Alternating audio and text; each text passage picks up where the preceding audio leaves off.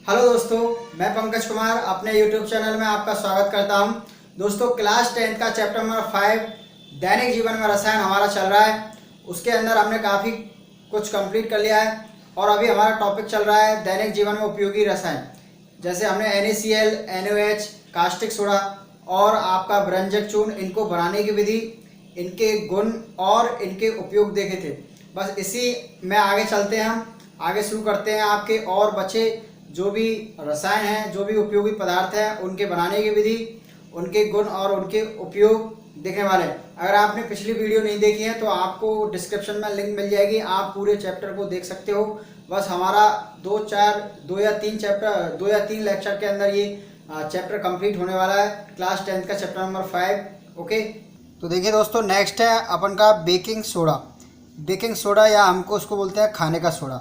NaHCO3 इसका formula होता है। इसको बोलेंगे हम सोडियम बाइकार्बोनेट या सोडियम हाइड्रोजन कार्बोनेट। इसे खाने का सोडा भी कहते हैं। इसका रासायनिक नाम क्या होगा? Sodium hydrogen carbonate. ओके, फिर इसके बनाने की विधि में आप क्या लिखोगे? बनाने की विधि इसकी है, सोडियम कार्बोनेट के विलयन में CO2 गैस प्रवाहित करने पर सोडियम कार्बोनेट Na2CO3 है ना, सोडियम कार्बोनेट के विलयन में CO2 गैस प्रवाहित करने पर सोडियम हाइड्रोजन कार्बोनेट प्राप्त होता है। ठीक है, सोडियम हाइड्रोजन कार्बोनेट। तो इसकी रिएक्शन क्या होगी? Na2CO3 की जलीय विलयन।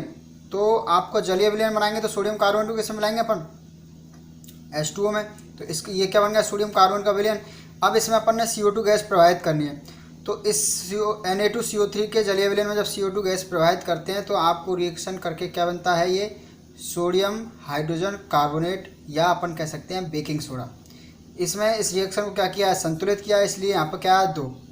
ठीक है, रासायनिक अभिक्रिया वाले चैप्टर में हमने संतुलित अभिक्रिया, किसी रासायनिक अभिक्रिया को संतुलित कैसे करते हैं वो पढ़ेंगे, है ना। फिर है NaCl का उपयोग करके भी बेकिंग सोडा बनाया जा सकता है। NaCl plus H2O plus CO2 plus NH3, यानी कि NaCl नमक का जलीय विलयन है, उसमें CO2 गैस और अमोनिया गैस प्रवाहित कराएंगे तो क्या बन जाएगा आपका? NaHCO3। इस Na में CO2 है ना और ऑक्सीजन का O, ये तो कार्बोनेट बनाएगा और इससे आपका ये जो है आपका क्या? H2O का हाइड्रोजन, ये इसमें ऐड होगा, NaHCO3 बनेगा और साथ में क्या बनेगा आपका? अमोनियम क्लोराइड, है ना, अमोनियम क्लोराइड। चलिए, NH4 प्लस आयन को अमोनियम आयन बोलते हैं। उसके बाद है इसके गुण क्या हैं, यानी कि ये कैसा होता है। ठीक है, पहला गुण क्या है इसका?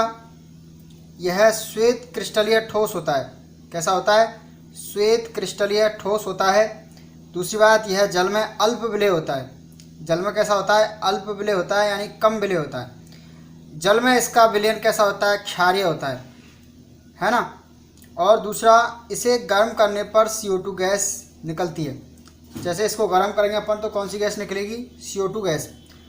अब देखो दोस्तों, हम जितने भी खाने की चीज़ें बनाते हैं, जैसे कि दाल बाटी है या आपका ब्रेड है, उनके अंदर आपके बिस्किट हैं और आपके जो ब्रेड्स आते हैं, है ना, वो वाले, उनके अंदर जो आपका आता है वो क्या डाला जाता है? इसमें बेकिंग सोडा डाला जाता है। इसको खाने का सोडा इसलिए कहते हैं क्योंकि इससे जो भी खाद्य पदार्थ बनते हैं वो कैसे बनते हैं? आपके मुलायम होते हैं। ओके, देखो अब इनके उपयोग की बात करें तो फर्स्ट उपयोग इसका खाद्य पदार्थों में, सोडा वाटर तथा सोडा युक्त शीतल पेय बनाने में। खाद्य पदार्थों में करते हैं, सोडा जो वाटर आता है आपका, उसमें इसका उपयोग होता है। और आपके जितने भी कोल्ड ड्रिंक आते हैं, शीतल पेय पदार्थ, है ना, उनके अंदर भी इसका उपयोग किया जाता है। दूसरी बात, पेट की अम्लता दूर करने में एंटासिड अम्ल रोधी के रूप में इसका उपयोग किया जाता है। जो हम इनो वगैरह पीते हैं ना, उसके अंदर ये होता है। अब इसका जो जलीय विलयन होगा वो किसकी तरह? क्षार की तरह काम करता है। अगर आपके पेट में एसिडिटी बढ़ गई है, अम्लता बढ़ गई है, तो उसके प्रभाव को दूर करने के लिए अपन क्या लेंगे? इसके जलीय विलयन को लेते हैं। दूसरा है मंद पूतिरोधी के रूप में उपयोग किया जाता है इसका। और उसके बाद में नेक्स्ट है प्रयोगशालाओं में अभिकर्मक के रूप में। प्रयोगशालाओं में अभिकर्मक के रूप में भी इसका उपयोग किया जाता है। नेक्स्ट आपका यौगिक है Na2CO3.10H2। इसको बोलते हैं अपन धावन सोडा। ठीक है, देखो अपन ने 3 सोडा देखे हैं। एक तो आपका कास्टिक सोडा, ठीक है, जिसको अपन साबुन उद्योग में काम में लेते हैं। दूसरा देख लिया अपन ने खाने का सोडा, खाद्य पदार्थों वाली चीज़ में काम में लेते हैं। थर्ड है आपका धावन सोडा, ठीक है। इसका फॉर्मूला क्या होता है, Na2CO3.10H2। ये 10H2 आपके क्या है, क्रिस्टलन जल। ये हमने सेकंड लेक्चर में देखा था क्रिस्टलन जल किसे कहते हैं। तो धावन सोडे के अंदर टोटल 10 जल के अणु होते हैं, किसके रूप में, क्रिस्टलन जल के रूप में। इसका रासायनिक नाम होता है सोडियम कार्बोनेट, है ना, वॉशिंग पाउडर बोलते हैं इसको। बनाने की विधि क्या है इसकी, बेकिंग सोडा को गर्म करने पर सोडियम कार्बोनेट प्राप्त होता है। बेकिंग सोडा जो अभी अपन ने देखा उसको गर्म करेंगे तो क्या मिलेगा आपको, सोडियम कार्बोनेट। सोडियम कार्बोनेट का क्रिस्टलीकरण करने पर कपड़े धोने का सोडा अर्थात धावन सोडा प्राप्त होता है। जैसे देखो अब इसकी रिएक्शन क्या लिखोगे आप, NaHCO3 को जब गर्म करेंगे, ये जो साइन है त्रिभुज का सा, ये किसको बताता है, ऊष्मा को बताता है, ये ताप को बताता है कि हमने इस पदार्थ को क्या किया, गर्म किया है ना। ये बनाएगा आपका Na2CO3।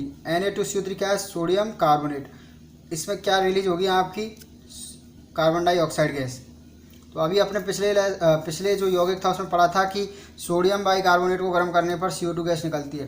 तो देखो सोडियम बाइकार्बोनेट को गर्म किया तो Na2CO3 मिला, सोडियम कार्बोनेट और CO2 गैस आपकी बाहर निकली, और साथ में क्या निकलता है, जल निकलता है।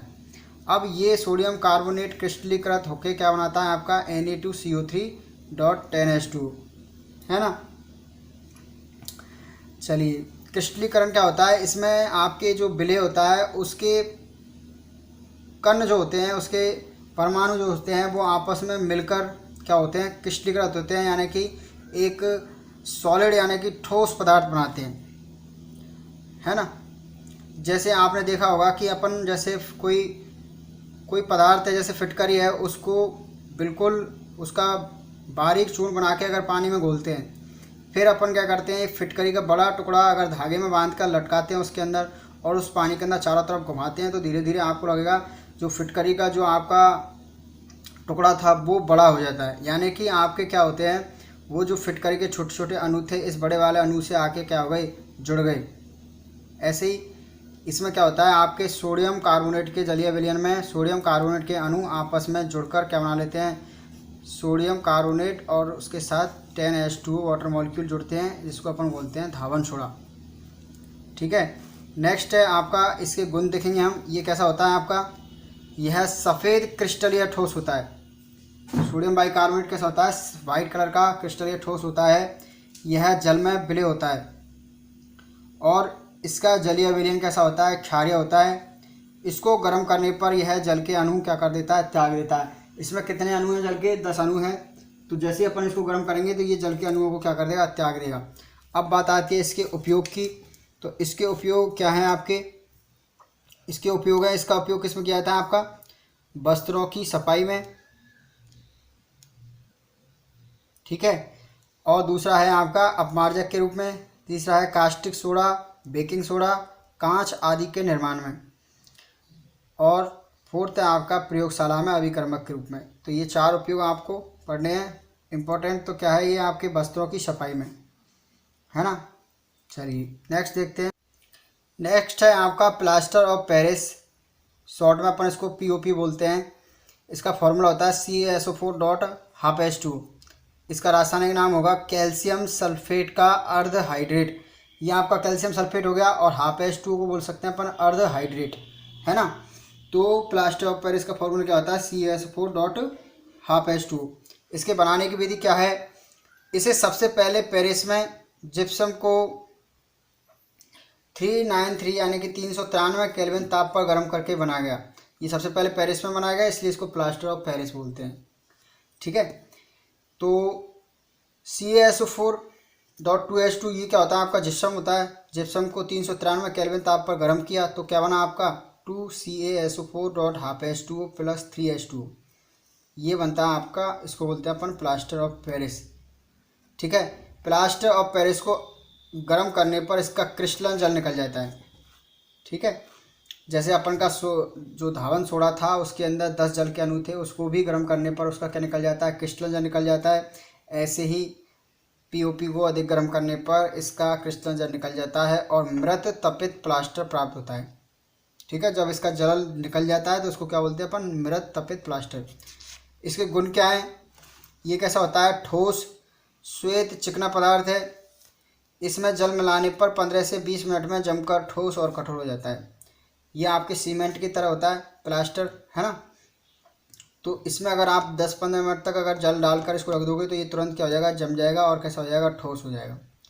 इसी वजह से इसका उपयोग अपन किस में करते हैं, बहुत ही इम्पोर्टेंट इसका उपयोग है ना। और ये क्वेश्चन काफ़ी इंपॉर्टेंट भी बनता है, आने की संभावना इसकी ज़्यादा रहती है। प्लास्टर ऑफ पेरिस की उपयोग क्या है इसका, टूटी हड्डियों को जोड़ने के लिए जो प्लास्टर किया जाता है उसके उपयोग में इसका क्या किया जाता है, उपयोग टूटी हड्डियों को जोड़ने के लिए जो प्लास्टर किया जाता है उसके अंदर किसका उपयोग किया जाता है, प्लास्टर ऑफ पेरिस का।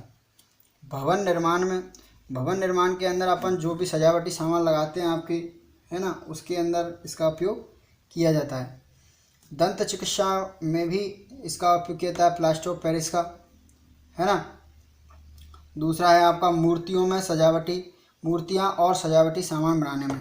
आपने देखा होगा दिवालियों के आसपास या गणेश चतुर्थी या किसी भी मौके पर ऐसे पर आपको कई जगह पर मूर्तियाँ बेचने वाले दिखे होंगे। वो मूर्तियाँ बेचने वाले जो मूर्तियाँ लेके आते हैं वो किसकी बनती हैं, आपकी प्लास्टर ऑफ पेरिस की। इसका रीज़न क्या है कि इस प्लास्टर ऑफ पेरिस को अपन कैसे भी सांचे में डाल सकते हैं, है ना। और इसके अंदर जो वजन होता है वो भी क्या होता है, कम होता है। इससे बने जो भी मूर्तियाँ और सजावट सामान होता है उनका जो वेट होता है, उसका वजन होता है, वो क्या होता है, बहुत कम होता है और वो कैसी भी आकृति में उसको अपन डाल सकते हैं। दूसरी बात, अग्निसह पदार्थ बनाने में इनका उपयोग किस में किया जाता है, प्लास्टर ऑफ पेरिस का अग्निसह पदार्थ बनाने में। तो दोस्तों अपन ने क्या किया है इस लेसन के अंदर और पिछले लेसन के अंदर टोटल 6 आपके दैनिक जीवन में उपयोगी यौगिक देखे हैं। पहला देखा NaCl, फिर देखा अपन ने NaOH, फिर देखा अपन ने ब्रंजक चूर्ण, उसके बाद में देखा अपन ने सोडियम बाइकार्बोनेट यानी खाने का सोडा, 5th नंबर पे देखा अपन ने धावन सोडा और 6th नंबर पे देखा अपन ने प्लास्टर ऑफ पेरिस।